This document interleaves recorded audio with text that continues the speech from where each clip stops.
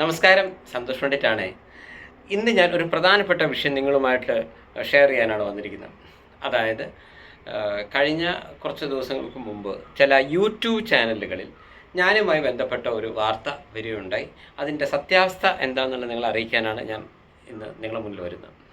അതായത് നമുക്കറിയാൻ പറ്റും, പല യൂട്യൂബ് ചാനലുകളും ഈ ലൈക്കും ഷെയറും കിട്ടുവാൻ വേണ്ടി അവർ ഏതറ്റം വരെയും പോകും. അതൊരു തെറ്റല്ല, പക്ഷേ ഒരാളെ വേദനിപ്പിക്കുന്ന മെത്തേഡ്സ് ഒഴിവാക്കുന്നതാണ് എപ്പോഴും നല്ലത്. പക്ഷേ പലപ്പോഴും എന്താണ്, ജീവിച്ചിരിക്കുന്ന നടന്മാർ അവർക്ക് മരിക്കുന്നു, കല്യാണം കഴിക്കാത്തവർ കല്യാണം കഴിക്കുന്നു, അതേപോലെ കല്യാണം പോലും കഴിക്കാത്ത ചില നടിമാർ ഗർഭിണികളാകുന്നു. ഇങ്ങനെ രീതിയിൽ, അതേപോലെ ഗർഭത്തിൻ്റെ ഉത്തരവാദിത്തം എൻ്റെ നടനാണെന്ന് പറയുന്നു. ഇങ്ങനെയൊക്കെ മാക്സിമം എങ്ങനെയെങ്കിലും ലൈക്കും ഷെയർ ഉണ്ടാക്കുക എന്നുള്ള രീതിയിൽ അവർ വാർത്തകൾ ചമയ്ക്കുന്നു. പലപ്പോഴും വേണ്ടാത്ത മോശപ്പെട്ട രീതിയിലുള്ള തമ്പുകൾ ഇടുന്നു. തമ്പ് വളരെയേറെ നമ്മളെ മിസ്ലീഡ് ചെയ്യുന്നതായിരിക്കും. ചില ആളുകൾ ആ ന്യൂസ് പോലും നോക്കാതെ തമ്പ് നോക്കിയിട്ട് പലരെയും മോശമായിട്ട് കമൻ്റ് ഇടുകയൊക്കെ ചെയ്യും. അപ്പോൾ എൻ്റെ കേസിൽ എന്താ സംഭവിച്ചു വെച്ച് കഴിഞ്ഞാൽ, ഒരു പ്രമുഖ യൂട്യൂബ് ചാനലിൽ ഇങ്ങനെ ഒരു ന്യൂസ് വരികയാണ്. സന്തോഷ് പണ്ഡിറ്റ് പുതിയ വിവാഹമൊക്കെ കഴിച്ചു എന്ന് പറഞ്ഞിട്ട് ഞാനൊരു കോട്ടൊക്കെ ഇട്ട് നിൽക്കുന്ന ഒരു പോസ്റ്റാണ് അവരൊരു ഫോട്ടോ കൊടുത്തിരിക്കുന്നത്. അവരെനിക്ക് മംഗളാശംസയൊക്കെ നടന്നിട്ടുണ്ട്. ഇങ്ങനെ ഒരു പുതിയ കല്യാണം കഴിഞ്ഞ വിവരം ഞാൻ അറിഞ്ഞിട്ടില്ല. ഇതിപ്പോൾ അവരുപയോഗിച്ചിരിക്കുന്ന ഫോട്ടോ എന്ന് പറയുന്നത്, അതായത് എൻ്റെ മുമ്പത്തെ ഒരു സിനിമയിൽ ഞാൻ നായികയുമായിട്ട് നിൽക്കുന്ന ഒരു ഫോട്ടോ ആണ്. അതായത് ആ സിനിമയിൽ ഞാൻ നായികയെ വിവാഹം കഴിക്കുന്ന ഒരു ഷോട്ട് ഉണ്ടായിരുന്നു. അപ്പോൾ ആ സമയത്ത് വന്ന അതിലെ വിഷ്വലിൽ നിന്നും ആ സമയത്തെടുത്ത അതിൻ്റെ ഇമാജിനിൽ നിന്നും അവർ കട്ട് ചെയ്തിട്ടാണ് ഇപ്പോൾ സന്തോഷ് പണ്ഡിറ്റിൻ്റെ പുതിയ കല്യാണ കഥ പറഞ്ഞിട്ടിടുന്നത്. അപ്പോൾ നമ്മളോട് സ്നേഹമുള്ള പല ആളുകളും ഈ വാർത്ത വളരെ സീരിയസ് ആണെന്ന് കരുതുകയും അവരത് ഷെയർ ചെയ്യുകയും ചെയ്യുന്നു. നമ്മളോട് കൂടുതൽ അടുത്ത് കിടക്കുന്ന ദിവസം ഫോണൊക്കെ ചെയ്യുന്ന ആളുകൾ നമ്മളോട് പിണങ്ങുന്നു ഈ വാർത്ത കണ്ടിട്ട്. എന്നാൽ ഇത്രയും കാലം ഇത്രയും കട്ടയ്ക്ക് കൂടെ നിന്നിട്ട് നമ്മളോട് ഒരു കല്യാണം പോലത്തെ ഒരു കാര്യം പോലും നമ്മളോട് പറഞ്ഞില്ല, കല്യാണത്തിന് പോലും വിളിക്കാത്ത ഈ സന്തോഷ് പണ്ഡിറ്റ് ആൾ ശരിയല്ല എന്നൊക്കെ പറഞ്ഞ് എന്നോട് പിണങ്ങുന്നു. ചില ആളുകൾ എന്നെ വിളിച്ചു ചോദിക്കുന്നു, ചിലർ എനിക്ക് മെസ്സേജ് ഇടുന്നു. ഇത് ഞാൻ എന്ത് തെറ്റ് ചെയ്തു? നടക്കാത്ത കല്യാണത്തിൻ്റെ പേരിൽ എന്നോട് പിണങ്ങുക എന്നൊക്കെ പറഞ്ഞാൽ ഞാൻ എന്താ ചെയ്യാം? എന്താണ് നമ്മൾ ഇതുപോലുള്ള ആളുകളോട് ചെയ്യേണ്ടത്? ഇപ്പോൾ ചില ആളുകൾ എന്നെ ഉപദേശിച്ചു, നിങ്ങൾ പോയിട്ട് കേസ് കൊടുക്കുന്നു. ഇത് കേസ് കൊടുത്തുകൊണ്ട് എന്ത് കാര്യമുള്ളതെന്ന് എനിക്ക് മനസ്സിലാവുന്നില്ല. അല്ല, കേസ് തീർച്ചയായിട്ടും നിലനിൽക്കുകയോ ഇല്ലേ എന്നുള്ള വേറെ വിഷയം. കാരണം മുമ്പ് എൻ്റെ തന്നെ സ്വന്തം അനുഭവം വെച്ച് ഞാൻ പറയാം. ഒരു പ്രമുഖ നടൻ ഒരു മിമിക്രിയൊക്കെ കളിച്ച് നടന്ന് പിന്നീട് ഹാസ്യ നടനായി വന്ന് പിന്നീട് സീരിയസ് ആയ ഒരു നടൻ എന്ത് ചെയ്തെന്ന് വെച്ച് കഴിഞ്ഞാൽ, അവരെ ഒരു പ്രോഗ്രാമിൽ ഒരു മിമിക്രിക്കാരനെയൊക്കെ വെച്ചിട്ട് സന്തോഷ് പണ്ഡിറ്റ് എന്നൊക്കെ പേരൊക്കെ കൊടുത്ത് എന്തൊക്കെയോ കാട്ടിക്കൂട്ടുന്നു. ഒരു പരിധി വിട്ടപ്പോൾ പിന്നെ ഞാൻ പോയിട്ട് കേസ് കൊടുക്കേണ്ടി വന്നു. പക്ഷേ ആ കേസ് കൊണ്ട് എനിക്ക് കിട്ടിയ ഒരു ഗുണവശം എന്ന് പറയുന്നത് പിന്നീട് ഈ നടനെ കൊണ്ടുള്ള ഉപദ്രവം ഇല്ല എന്നുള്ളതാണ്. അല്ലെങ്കിൽ പിന്നെ ഈ നടൻ വേറൊരു ചാനലിൽ പോവുകയാണെങ്കിൽ അവിടെയും സന്തോഷ് പണ്ഡിറ്റിനിട്ട് പണിയുക എന്നുള്ളതാണല്ലോ ചില ആളുകളുടെ ഒരു ലക്ഷ്യം. അപ്പോൾ അത് വെച്ചിട്ട് വീണ്ടും തുടരാൻ സാധ്യതയുണ്ട്. അപ്പോൾ ഒരു കേസ് ഫയൽ ചെയ്തുകൊണ്ട് വേറൊരു ചാനലിൽ പോയിട്ട് അയാൾ എന്നെ ബുദ്ധിമുട്ടിച്ചില്ല എന്നുള്ളത് മാത്രമാണ് എനിക്കിതിൽ കിട്ടിയൊരു ഗുണം. പിന്നെ ഇതിനും വേണ്ടി നമ്മുടെ എത്രയോ ദിവസങ്ങൾ പോകുന്നു, നമ്മളൊരു വക്കീലിനെല്ലാം വെച്ച്, അല്ലെങ്കിൽ സ്വാഭാവികമായിട്ടും വക്കീൽ ഫീസായാലും ഒക്കെ എന്തുവാട്ടെ, അതൊക്കെ സ്വാഭാവികം. പക്ഷേ നമ്മുടെ എത്രയോ സമയം ഇതൊക്കെ കളഞ്ഞിട്ട് നമുക്ക് അൾട്ടിമേറ്റ് ആയിട്ട് നമ്മൾ ഉദ്ദേശിക്കുന്ന ഒരു കാര്യം അതിൽ നടക്കുന്നില്ല എന്നുള്ളതാണ് സത്യം. പിന്നെ രണ്ടാമത്തെ കാര്യം, ഈ അടുത്തായിട്ട് ഒരു പ്രമുഖ ചാനൽ റിപ്പോർട്ടർ കുറച്ച് മോശമായിട്ട് സംസാരിച്ചു. ഞാൻ എന്ത് ചെയ്ത്, അത് വേണമെങ്കിൽ എനിക്ക് കേസിന് പോകാനുള്ള വക കയ്യിലുണ്ട്. പക്ഷേ ഞാൻ അതിനൊന്നും പോവാതെ നമ്മൾ അതിനെ കൃത്യമായി അദ്ദേഹത്തിന് മനസ്സിലാവുന്നൊരു ഭാഷയിൽ ഒരു മറുപടി കൊടുത്തു.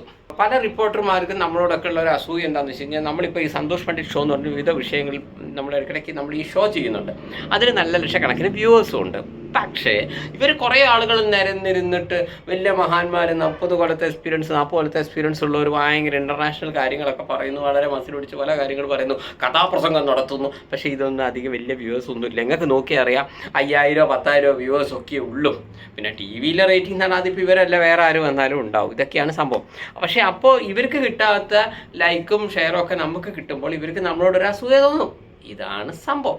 പക്ഷെ അതിനു വേണ്ടി യാതൊരു ബന്ധവുമില്ലാത്ത കാര്യങ്ങളൊക്കെ നമ്മൾ പിടിച്ചിടും. അത് പോട്ടെ.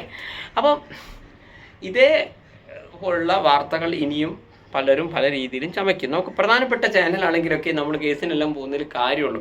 ഈ കുഞ്ഞു യൂട്യൂബ് ചാനലുകാർ വെറും ലൈക്കിനും ഷെയറിനും വേണ്ടി ഇങ്ങനെ എക്സ് എന്ന് പറഞ്ഞാൽ ജീവിച്ചിരിക്കുന്ന നടൻ മരിച്ചു, വൈ എന്ന് പറഞ്ഞാൽ നടി കല്യാണം കഴിക്കാത്ത നടി ഗർഭിണിയാണ്, അല്ലെങ്കിൽ സെഡ് എന്ന് പറഞ്ഞാൽ നടി മരിച്ചു എന്നൊക്കെ പറഞ്ഞിട്ട് ഇങ്ങനെ ഓരോ ന്യൂസ് പടച്ചു വിടുമ്പോൾ ഇതൊക്കെ എവിടെയൊക്കെ എന്തൊക്കെ ന്യൂസ് വരുന്നു ഇങ്ങനെ നമുക്ക് ചിന്തിച്ചുകൊണ്ടിരിക്കാൻ പറ്റൂല.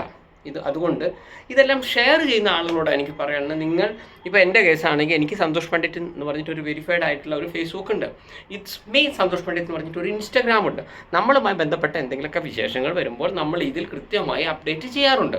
ഇങ്ങനെ ഒരു വിശേഷം നിങ്ങൾ അവിടെ എവിടെയും കണ്ടു, ശരി, നിങ്ങൾക്കത് എൻ്റെ ഫേസ്ബുക്കിലൊന്ന് വെരിഫൈ ചെയ്യാമല്ലോ, അത് ഷെയർ ചെയ്യുന്നതിന് മുമ്പായിട്ട്.